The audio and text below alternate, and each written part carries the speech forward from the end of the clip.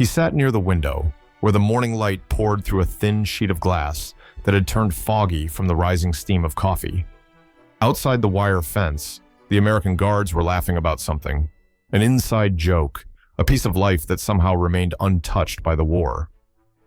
The German officer didn't understand it. His name was Captain Franz Meyer, 31, formerly of the Afrika Korps. He had faced British tanks, desert storms, and starvation, but never the sight of men who could still laugh in wartime. Behind him, the canteen at Camp Mexia, Texas, was filled with a kind of quiet bustle. Wooden trays clattered, spoons touched porcelain, and the smell of roasted beans filled the air. A smell unfamiliar, rich, alive. To men who had spent months in POW transports, it was a sensory assault. They were fed, yes, but this was something different. This was civility. It offended them and fascinated them at once. Franz traced the steam with his finger on the glass, drawing a line that vanished instantly. He thought of the last time he saw such calm, maybe 1938, the cafe near the Spree River where he once took his sister to celebrate her university admission. The memory startled him more than the coffee did. That world had been erased by orders, uniforms, and hunger. Here, in enemy land, a window steamed the way it had back home. He whispered, "How can they laugh in war?" He saw a guard step out with a cup in hand, taking a slow sip under the Texan sun, unbothered by duty. Franz felt something twist inside him, envy mixed with confusion. War had taught him that happiness was propaganda. Yet here it was, real and unperformed. A soldier near him, Oberleutnant Becker, grinned. "Look at this luxury, Meyer. They think they can make us forget who we are with a bit of caffeine." The men chuckled, hollow laughter echoing against the canteen walls. But Franz didn't join. The laughter didn't feel right anymore. The smell of coffee drifted again. Thick, bitter, almost sweet. The scent lingered on his sleeve, clinging to the wool of his worn uniform. He didn't yet know that this smell would haunt him more than the war itself. Outside, a truck rattled past, carrying sacks labeled U.S. Coffee Service, Army Supply Depot, Houston. The date stenciled on one read April 1943. It struck him that America had enough to send roasted beans hundreds of miles inland to men who were once its enemies. Germany, by then, was already rationing grain and replacing coffee with roasted acorns. In the camp log that day, an American clerk recorded Meal 074, Officer's Canteen, 142 cups served.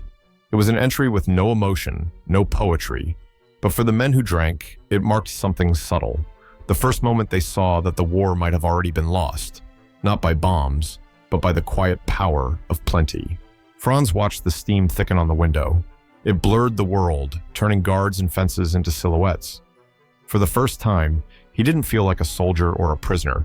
He just saw men living, and a freedom he had never breathed.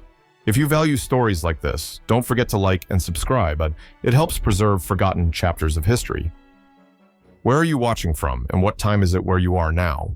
The cup touched the table with a small clink, and the smell rose like smoke from memory. Captain Franz Meyer hesitated before taking his first sip. The liquid was dark, almost black, with a sheen of oil on the surface that caught the morning light. One breath, and his hand trembled. He hadn't smelled coffee like this since before the war, before uniforms, before orders shouted through megaphones. He brought the cup closer. The scent hit him harder than he expected. Roasted beans, sweetness hidden under bitterness, something human and warm. He thought of his mother's kitchen in Hamburg, the Sunday mornings when the windows fogged up and his father hummed old marching tunes while the pot boiled. He remembered the porcelain cups with small cracks on the rim and his mother saying softly, "Be careful, Franz. The first sip always burns." He almost smiled. Almost. Then the memory collapsed. Hamburg had been bombed 6 months earlier. The smell that once meant peace now mixed with guilt. He realized he might never smell it there again. All around him, the canteen clattered with spoons and trays. An American cook in a stained apron poured another pot, humming something that sounded like Glenn Miller's Moonlight Serenade. The officers sat stiffly, their faces pale, pretending not to enjoy it. Becker muttered, "They make it smell good on purpose. It's their way of softening us." Another officer snorted, "Softening? It's just coffee, not mercy." But Franz wasn't listening. He had already drifted somewhere else, to a place where the war had not yet begun. He took a sip. It was bitter and strong, far stronger than anything he had known. The taste felt alive, almost defiant. He winced, then took another. The heat stung his lips, and the smell flooded his senses. He whispered, "It smells like peace." In that instant, the noise of the camp dimmed. For a heartbeat, he wasn't a prisoner. He was just a man remembering what it meant to live without fear. Later that day, in the officers' barrack, someone started a rumor that the Americans brewed their coffee from the same supply as their generals. Another swore he saw a Red Cross label on the sacks. They argued, half in disbelief, half in envy. One of them even joked, "Maybe they serve it to keep us from escaping. Who would leave a camp that smells like this?" In the official records, Camp Mexia's kitchen consumed an average of 120 pounds of coffee beans a week, enough for nearly 2 cups per prisoner per day. To the men inside, it wasn't a statistic. It was a daily confrontation with a world that could afford generosity. That night, Franz wrote in his journal, a small cloth-bound notebook hidden in his cot. "This morning, they gave us coffee. I thought it would taste like defeat. It didn't. It tasted like before." He set the pencil down, looked at the cup still sitting on the window ledge, and breathed in the faint, lingering aroma. For a prisoner of war, a smell had become a memory of home. The next morning, as sunlight spilled through the canteen windows, a small gesture shifted something that no speech or sermon could. Captain Franz Meyer sat again at his table, his cup half empty, when a shadow fell across the wood. It was Private Raymond Collins, one of the guards assigned to food service that week. He was young, maybe 20, with freckles on his cheeks and a grin that looked too innocent for war. Without a word, Collins set down a small paper packet beside Franz's tray. "You look like you need this," the American said. It was a sugar packet. White paper folded neatly, stamped U.S. Army Quartermaster Corps, 1943. Just 4 grams of sweetness, but to Franz, it might as well have been gold. He stared at it for a long time before touching it, as if it might vanish. In Germany, sugar had disappeared from most tables years ago. Since 1941, it had been rationed to children and hospital patients. It substitutes a mix of saccharin and beet pulp. Officers like Franz learned to drink coffee black, or rather, something that pretended to be coffee, brewed from roasted barley or acorns. The sight of real sugar felt almost indecent, like holding a piece of a lost world. He tore the packet open slowly, careful not to spill a grain. Collins watched, smiling faintly, then walked away. Franz stirred the cup, watching the white crystals vanish into the darkness. The spoon clinked against porcelain, and for a strange moment, he thought of snowfall. Something pure disappearing into something scarred. Around him, the other German officers whispered. "They're mocking us," one said, "showing what they have and we don't." But Franz didn't believe it. The gesture hadn't felt like arrogance. It had felt human. He took a sip. The bitterness was gone. The taste was new, not just sweeter, but unfamiliar in its warmth. For the first time, he didn't feel humiliated by American abundance. He felt grateful. Later, in the camp yard, Franz saw Collins again, sitting on a crate reading a magazine called Life. On the cover was an image of a smiling woman pouring coffee at a factory cafeteria. Franz hesitated, then asked in broken English, "Why, sugar for me?" The young guard shrugged. "You look tired. My ma says, sometimes people just need something sweet to remember they're alive." The words lingered. That night, Franz wrote one line in his journal. "Today, I learned kindness can come wrapped in paper." He folded the empty sugar packet and slid it between the pages. It wasn't about taste anymore. It was about something that had survived the war when everything else hadn't. The ability of one person to reach another without reason or reward. Outside, the guards changed shifts. The camp lights flickered over the barbed wire, turning it silver against the night. Inside, Franz kept the little paper packet safe under his pillow, afraid that by morning it might disappear, and with it, the strange warmth it had brought. He didn't yet know that years later, that folded scrap of paper would still smell faintly of coffee and mercy. The canteen that afternoon was quieter than usual. 4 German officers sat around a wooden table in the corner, their uniforms faded from sun and sweat, each holding a cup that steamed faintly in the Texas heat. The sound of an accordion from the kitchen drifted across the room. someone practicing a tune that didn't belong to any army. Oberleutnant Becker broke the silence first. "We invaded continents," he said dryly, staring into his cup. "But they conquered comfort." The others chuckled, a brittle laughter that cracked halfway through. No one answered him. Even laughter, once easy among comrades, had turned cautious, as if each joke carried a taste of surrender. Captain Franz Meyer swirled his coffee, watching the dark liquid circle the edges like a slow whirlpool. The sugar from the day before had run out, but the warmth lingered in his memory. He looked across the table at Becker, whose bravado always thinned when silence lasted too long. "Maybe comfort is what wins wars," Franz said quietly. Becker frowned. "Wars are won by steel, not softness." Franz nodded, though his eyes betrayed doubt. He thought of the statistics he'd overheard from an American sergeant while cleaning the supply hut. In 1943 alone, the United States had produced over 16 million pounds of coffee for its armed forces, enough to fill every cup in every barrack, every ship, every base. Meanwhile, in the Reich, civilians were grinding roasted turnips for a bitter imitation. The contrast was obscene. Their table became a battlefield of contradictions, pride against proof, ideology against reality. They had been taught that the Allies were weak, corrupt, materialistic. Yet here they sat, prisoners being served by men who didn't seem hateful, only busy, efficient in kindness. A younger officer, barely 20, traced a finger along a chip in his mug and whispered, "My mother queued 4 hours last winter for one loaf of bread." The others didn't respond. The confession hung in the air like smoke. Franz leaned back, listening to the low hum of the camp. The Americans moved with a rhythm that felt effortless, a civilization powered not by fear, but by confidence.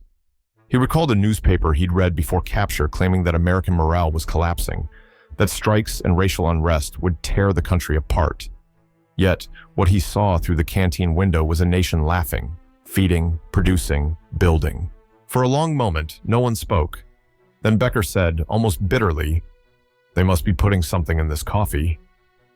The line should have drawn laughter, but it didn't. The silence that followed was heavier than any reprimand. In the logbook of Camp Mexia that week, the entry read, 2 barrels of coffee grounds delivered, 1 damaged by rain. The words meant nothing on paper, yet they marked a turning point invisible to those who wrote them. Franz looked into his cup, seeing his reflection tremble on the surface.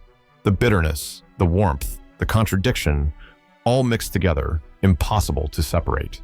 They laughed at a taste, until it tasted like truth. The afternoon sun hung heavy over Camp Mexia when the work detail returned from the cotton fields. Dust clung to their boots, sweat streaked their necks, and the air smelled of earth and coffee from the kitchen nearby. Franz Meyer sat on an overturned crate, cradling his tin cup. The coffee had gone lukewarm, but the taste still carried something he couldn't name. A guard sat down beside him, Sergeant Thomas Reed, 35, from Kansas. His hands were calloused, his skin sunburned. He poured half his own coffee into Franz's cup without asking. "Y'all worked hard today," he said with a soft drawl. "Guess this makes it even." Franz looked at him puzzled. "Even?" Reed chuckled. "You pick cotton, I guard you. We both sweat. Seems fair." The simple logic disarmed Franz more than any interrogation could. He had spent his adult life thinking of enemies and hierarchies, of superiors and subordinates. This man spoke as if the war didn't exist between them. As they sipped, Reed began to talk. Not about battles, but about his father. He lost his job in 32. Factory shut down. Mama cried for a week. But Pa said, "Hope starts in a cup." Every morning he brewed coffee even when there was no bread. Said it made the day possible. Franz nodded slowly. "In Germany," he said, his accent thick, "hope starts with orders." Reed looked at him for a long moment, then said quietly, "Maybe that's the difference." The words lingered. The field around them hummed with insects, and a wind moved through the cotton plants like a whisper. For the first time since his capture, Franz didn't feel humiliated by defeat. He felt something smaller and more human, curiosity. That evening, back in the canteen, he told Becker about the guard's story. Becker frowned. "They're trying to make us forget who we are." But another officer, the youngest of the group, said, "Maybe remembering who we are is the problem." Silence followed, not angry, but thoughtful. In one corner, a gramophone played faintly, "Don't Sit Under the Apple Tree," sung by the Andrews Sisters. The lyrics drifted over the tables, cheerful and carefree. Franz wondered how a nation could sing about apple trees while fighting across oceans. Maybe, he thought, that was the secret. They didn't need to hate to keep living. A report from the International Red Cross in 1944 recorded that prisoners in American camps were well-fed, given access to recreation, and treated with fairness. The Germans in Mexia dismissed such reports as propaganda until they lived it. Franz finished his coffee and set the cup down. "Hope can't be rationed," he murmured. He looked toward the guard station, where Reed was laughing with another American.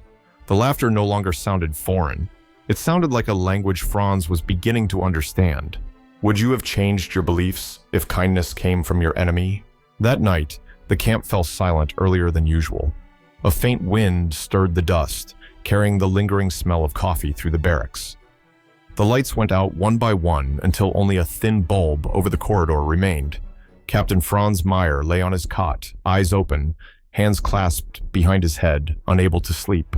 He had faced artillery fire in North Africa, had dug himself out of collapsing trenches, had stared down death without trembling. But tonight, something small and ordinary unsettled him, the memory of a cup of coffee. He turned to the side, watching shadows move across the wooden wall. In the bunk above, Becker snored softly. Someone coughed in the next room. Beyond the walls, the night pulsed with the sound of crickets. Yet all Franz could hear was the faint clatter of spoons and the American guard's voice saying, "Hope starts in a cup." He sat up and reached under his pillow, pulling out his hidden notebook. In its pages, he had recorded more than rations and guard routines. It had become a map of his changing thoughts. He wrote slowly, each line deliberate. "We laughed at what we didn't understand. We thought kindness was weakness. We were wrong." The pencil paused. He stared at the words, then underlined them twice. Outside, a truck engine rumbled faintly, a night delivery from the quartermaster depot in Dallas. It was said that each week, Camp Mexia received more than a ton of supplies: flour, canned vegetables, meat, and always coffee. Enough to feed both prisoners and guards without distinction. The Americans called it efficiency. The Germans, at first, called it arrogance. Now Franz saw it differently, as proof of an unbreakable rhythm, a nation that could afford compassion without fear of losing strength. He thought of the Reich, of Berlin under blackout curtains, of men who worshipped scarcity as virtue. He remembered an officer's lecture years ago, "Luxury weakens the will to fight." Perhaps that was true, but so, he realized, did emptiness. Franz closed the notebook, his hand trembling. He whispered into the darkness, "Maybe we built our world on the wrong foundation." In another barrack, someone was humming softly, a tune that sounded like a lullaby, German but slow, mournful. It wove through the silence like smoke. He lay back down, the words still echoing. For the first time, he didn't feel hatred or pride or even shame, just a hollow space where something new might grow. He finally drifted to sleep before dawn, his mind still circling around the same image. The steam on the glass, the smell of roasted beans, the warmth spreading through his chest. He'd faced bombs without blinking, but a cup of coffee had broken him. Would you, too, have felt something shift if the enemy handed you comfort instead of pain? 20 years later, the streets of Hamburg smelled of rain and roasted beans. The city had rebuilt itself from ashes, its harbor alive again with cranes, gulls, and the hum of trade. In a quiet corner near St. Georg, a small cafe opened each morning at 7. Above its door hung a simple wooden sign, Kaffeehaus Meyer. Inside, the air was warm and fragrant. Rows of glass jars lined the counter, each labeled by hand: Brazil Santos, Guatemala Antigua, Ethiopian Mocha. Behind the counter stood an older man with silver hair, steady hands, and eyes that had once seen the desert. Captain Franz Meyer, now just Herr Meyer, wiped a cup dry, listening to the soft jazz from the radio. One winter morning in 1965, the postman brought a package wrapped in brown paper and tied with a blue string. The handwriting was unmistakably American. Franz set aside his towel, untied the knot, and opened it. Inside was a bag of ground coffee. dark roast, New Orleans blend, and a small note written on plain cardstock. For the man who learned peace by tasting it. Thomas Reed, Kansas, USA. Franz stood frozen. The smell rose up like memory itself, the same scent that had filled the canteen at Camp Mexia 2 decades before. He sat down, eyes damp, and read the note again. The handwriting wavered slightly, as if written by an old friend whose hands had begun to shake with age. He brewed a cup immediately, measuring each spoonful carefully. As it percolated, he looked out through the cafe window. Outside, a young couple shared a pastry under one umbrella, laughing at the drizzle. For a moment, it was 1943 again. The steam on the glass, the guard's laughter, the sugar packet that changed everything. He took a sip. The taste was softer now, gentler, but the warmth was the same. His mind drifted to Becker and the others, some buried in Russia, some gone with the ruins. He whispered, "If only they could have tasted this peace." A framed photograph hung on the cafe wall, Camp Mexia, 1945. A group of POWs standing beside an American sergeant, smiling awkwardly for the camera. The caption below read, "When enemies drank from the same pot." Few customers ever noticed it, but Franz did every morning before opening. That night, after closing, he wrote one last line in his old notebook, the same one he'd hidden under his pillow all those years ago. "I once drank it as a prisoner. Now I serve it as a free man."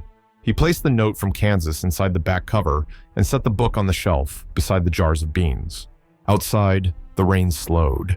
The streetlights reflected off the wet cobblestones, turning the cafe window into a mirror.